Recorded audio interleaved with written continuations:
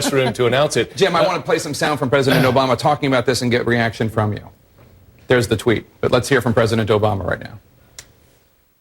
Just now, I spoke on the phone with President Rouhani of the Islamic Republic of Iran. The two of us discussed our ongoing efforts to reach an agreement over Iran's nuclear program. I reiterated to President Rouhani what I said in New York. While there will surely be important obstacles to moving forward, and success is by no means guaranteed, I believe we can reach a comprehensive solution.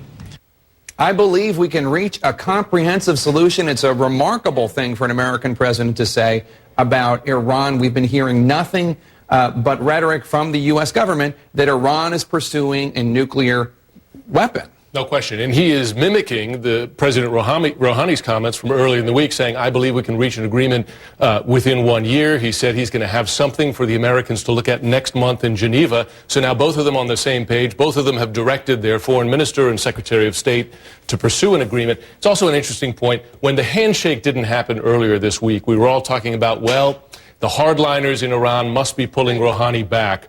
Now you have a phone call. So it appears that he has the backing there. He has the muscle to do something. He had an option not to take that phone call? Well, clearly someone alerted the president that the Iranian... I want to bring in Fareed Zakaria in New York. Yeah. Fareed, the good money obviously is always on skepticism whenever we hear of two parties that had been at such loggerheads for so many decades. But this was a remarkable announcement by the president. Whether or not it pans out, of course, that's another matter. Oh, of course, as he pointed out, this is the first time since 1979 that the leaders of the two countries have talked.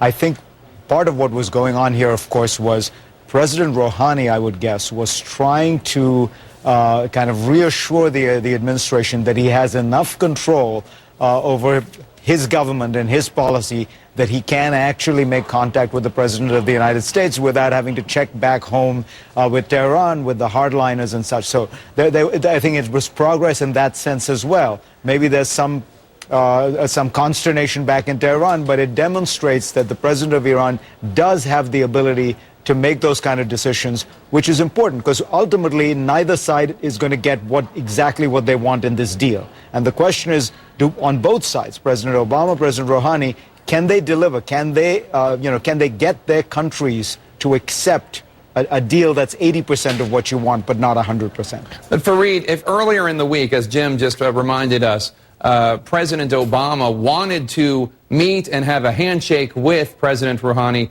and President Rouhani sent the message back to the White House, he can't do that, the politics back home are too difficult. What would change so that this phone call and this conversation about a comprehensive agreement could take place? I would guess that President Rouhani was probably startled by the amount of blowback came. I met with him with a small group of people, a small group of journalists right after that, the next morning. And, the question I asked him was, how can you assure us that if you don't have the authority to shake hands with the President of the United States, how do we know you have the authority to negotiate a nuclear deal with him? And I think they realized that they had a problem, that they had signaled to the world that the president of Iran didn't have this kind of leeway, this freedom of action. So I would guess the movement came on the Iranian side where they realized they had to demonstrate that the president had more authority than was being assumed. Candy, right here in the studio with me, this is certainly not expected. It is unexpected, and it is interesting to me that it comes a couple of days before the Prime Minister of Israel, Benjamin Netanyahu, comes to meet with the president. He's coming next week. We have already seen his response to Rouhani, which is, do not trust this man. Right. This is the same man who's done A, B, C, and D. The whole idea of Iran... partially responsible for the bombing of that Jewish center in Argentina. Absolutely. And I predict another rough meeting at the White House between Netanyahu and this president, who have had a rocky relationship, Syria, as you know, and in Syria. But I think Iran, because Israel is already convinced that they have passed that point where it's very obvious that they're making nuclear weapons. The U.S. is not as convinced. I just think this will be an interesting meeting. If there is a savviness there, it is very savvy indeed. On the phone right now from Tehran, Iran, we have Reza Sayah. Reza, I don't know if the news of this, obviously President Rouhani of Iran tweeted about this conversation before President Obama could announce it. But tell us, how is this being reported in Iran?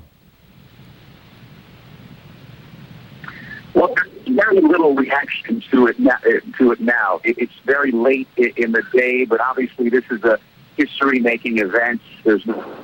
Tomorrow it's going to make headlines here in Iran and also across the world, especially in the U.S. And if you look at this trip by President Rouhani, if his intention was to capture the world's attention, win over the world's media, he certainly accomplished that. Now this phone conversation, the first time a president of the United States and an Iranian president has talked to one another, that's going to make headlines.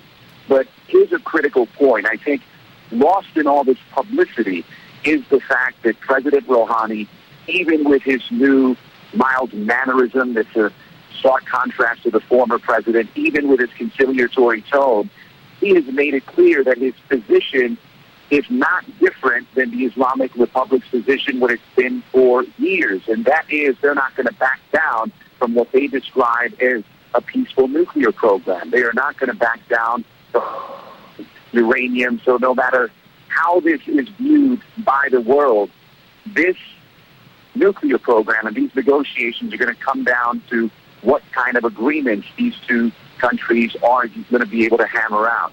So certainly this is going to make headlines, but in the end, are these two countries going to be able to strike a deal when it comes to the nuclear program, this obstacle that's in the way of these two countries establishing a relationship? I want to go to Fareed Zakaria, bring him back now. Fareed, I mean to put you on the spot here, but if you could explain that tweet that we saw from President Rouhani. It said President Rouhani says, "Have a nice day" to President Obama, and President Obama says, "Thank you, Kodafez." If you could you, am I mispronouncing? Holdafez. Mr. Shudo, who has been in Iran, is translating that for me. Explain to our viewers what that means, Fareed. It's actually pronounced Khoda Hafiz. It just means God. So you're wrong too, Jim. It means God be with you. God be with you. Okay. It means God be with you, and in fact, it's a point of contention in the Islamic world. The Persians tend to say Khoda Hafiz, and lots of people, that's the standard slang. But the hardline Sunnis now say Allah Hafiz because they don't like the Persian word Khoda, which is God. But that's inside baseball. All right, thank you. Fareed Zakaria in New York. I want to now go to the White House and Brianna Keeler, our White House correspondent. Brianna, one of the criticisms that we've heard from Republicans about President Obama's posture when it comes to negotiating with John Boehner is he'll negotiate with President Rouhani, but he won't negotiate with House Speaker John Boehner. I don't know that that's necessarily a fair criticism, but he certainly gave them more ammunition with this announcement, Brianna. Yeah, no, certainly, and I think it's probably fair to say, obviously, clearly today, President Obama has been on the phone more with the leader of Iran than he has with the Speaker of the House, as far as we know. I think here at the White House, and I haven't posed the question exactly to them this way, Jake, but I think they would say that at this point, they may actually see more promise, or certainly, I think, a potential reward to talking to Iran at this point. I don't think they necessarily see that in dealing with House Republicans. But on talking about the government shutdown,